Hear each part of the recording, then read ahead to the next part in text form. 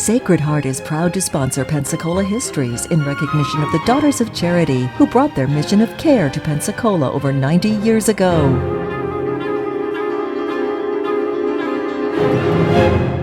Hello and welcome to our continuing story of Pensacola, North America's first-place city.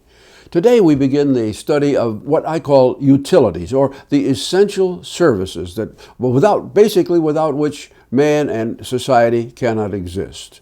And I'm going to begin the story back in Spanish time, the last Spanish period here, early in the 19th century, and what Pensacola was like then. We're showing a map on the screen right now. Actually, the map was done just a few years beyond the time that I'm actually talking about, but the substance is the same, because I wanted to illustrate for you where our water supply for Pensacola was back in those days.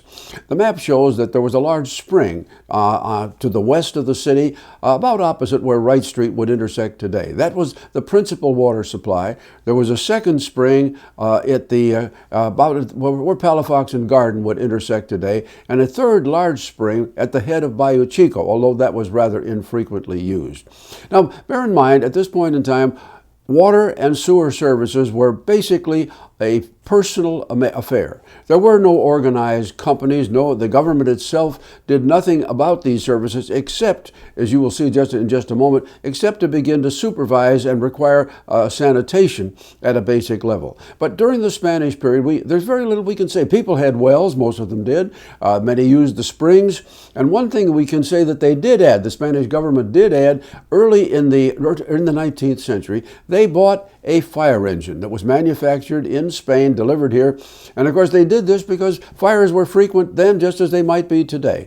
And at that time the Spanish began the same sort of technique that later fire departments would use here. That is, they placed large barrels of water up and down the major streets, and if a fire began, the fire engine would race up there, pulled by the men involved, of course. They would put one end of their hose in the fire bucket, they would put the other end of the hose toward the fire, pump away, and hopefully that would do some good. And incidentally, that fire engine must have been a very good one, because it was still in use in Pensacola after the Civil War. Well, now we come through the early part of the last Spanish period into the American period, and things changed very little. The American city of Pensacola grew very slightly from about 700 people in the year 1821 to close to 1,100 people as we move into the early 1830s.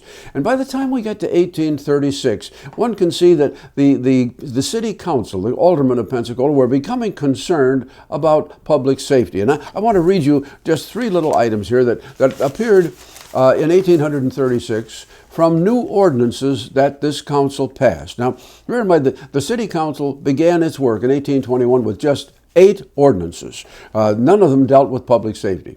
By the time we get to 1836, a lot of things had changed, and so the council sat down, and in a rather unusual period, they passed 43 additional ordinances, some of which did deal with public safety. And I want to read just a couple of them because they illustrate for you how people were looking at things then. This was ordinance number 3 passed in 1836. It said, "Be it ordained that it shall be the duty of the city marshal or his assistants, on or before the first day of May in each year, to give notice to each and every housekeeper in the city that the kitchens, privies, outhouses, and premises of such housekeeper shall be kept clean, and from the said day of May until the first day of October, under a penalty of $5 if the inspector found them wanting."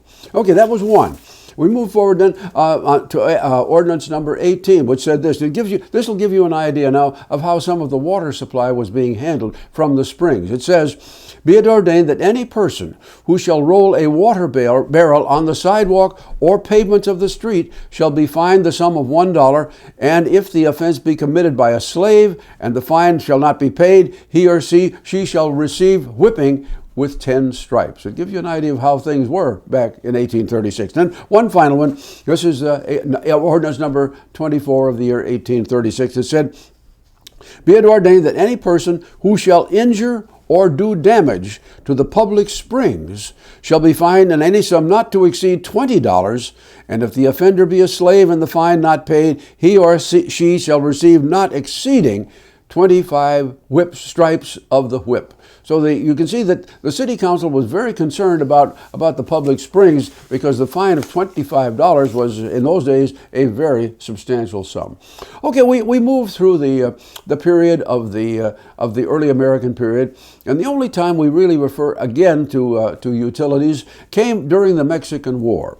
And it was at this time that the United States Navy needed to provision and prepare its ships for duty off the Mexican coast, and these several warships were sent to Pensacola, and they had two requirements there beyond conditioning the bottoms of the ships. One was to provide ship's biscuit for 6 months, and the other water supply for 6 months. Well, these ships arrived, and the poor commandant at the Navy was nonplussed at this, because, as he quickly told the captain aboard the vessel, we get all of our rain by collecting it in cisterns. It's rainwater. We don't have a supply here.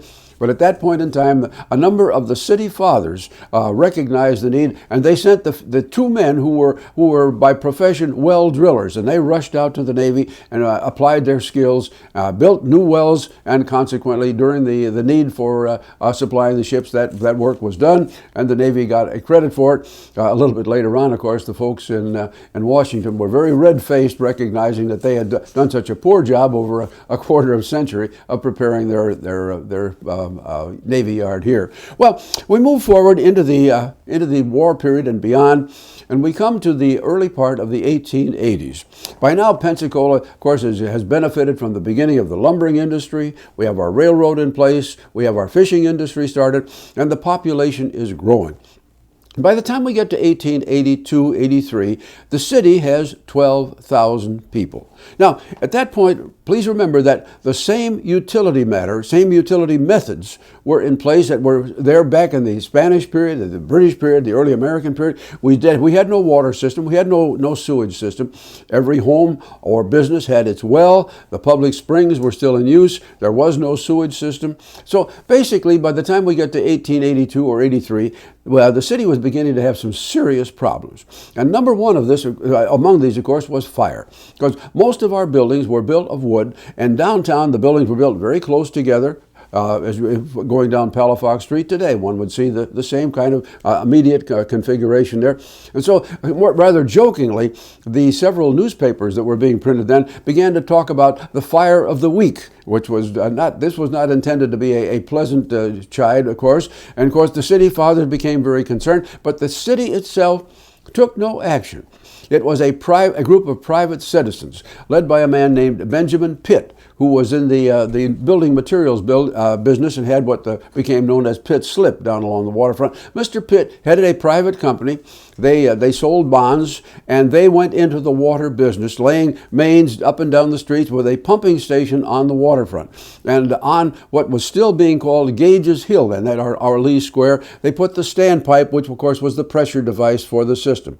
Now remember, they built this system primarily to have a system of fire hydrants. But of course, as soon as water was there, residents and commercial businesses said, well, we want access to that water too. And so over the next year or two, the water system for in-house use began to evolve. And almost at the same time, a gentleman by the name of Wiki arrived in town and opened what we would today call a plumbing fixtures business. So first of all, you had water, and then you had a fixtures business. And of course, if water goes into a building, some of it has to come out. And so almost immediately, beginning early in 1885, the city council voted funds and began to put in our first elements of a sewage system. And of course, this involved pipes up and down the streets connected into the residence. And all of the sewage was collected into larger mains and was piped directly south, and it went right into the bay untreated. And of course, at this point in time, nobody worried too much about environmental concerns.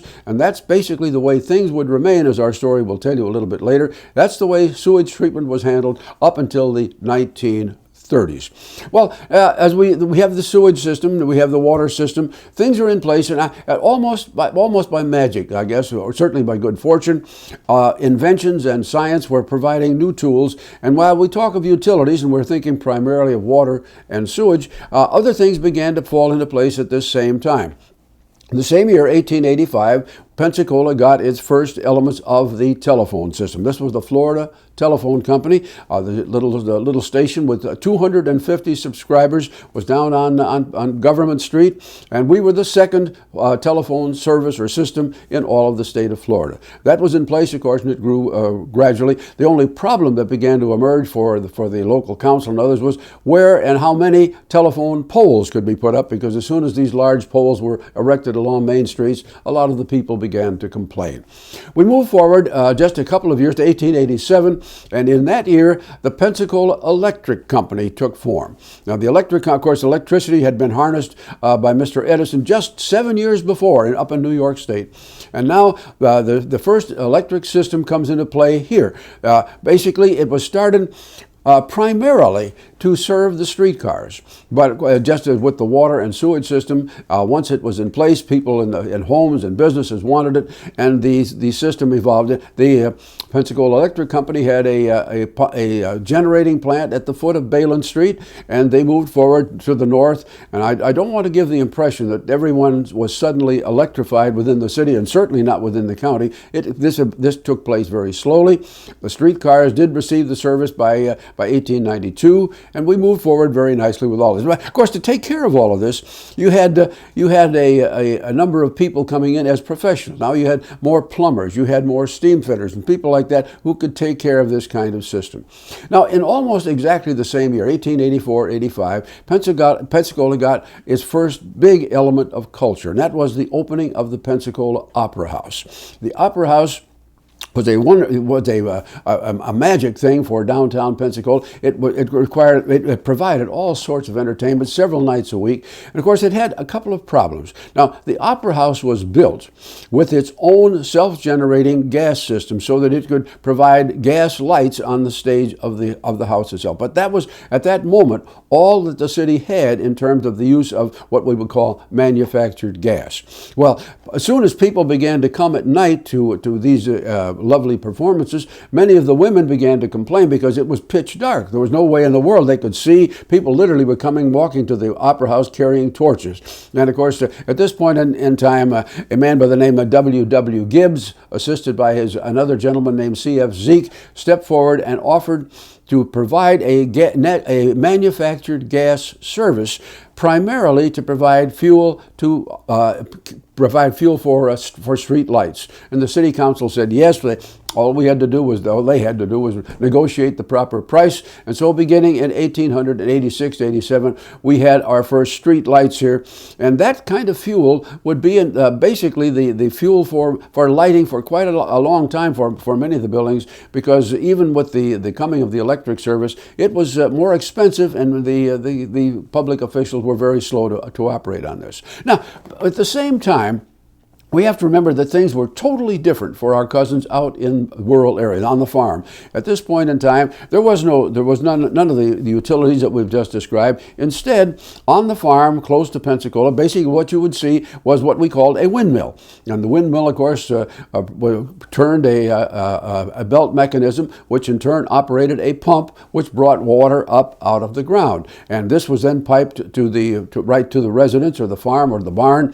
And usually they had a secondary service there, which was a hand-operated pump. And this would, of course, be located inside, in some cases, inside at the kitchen sink.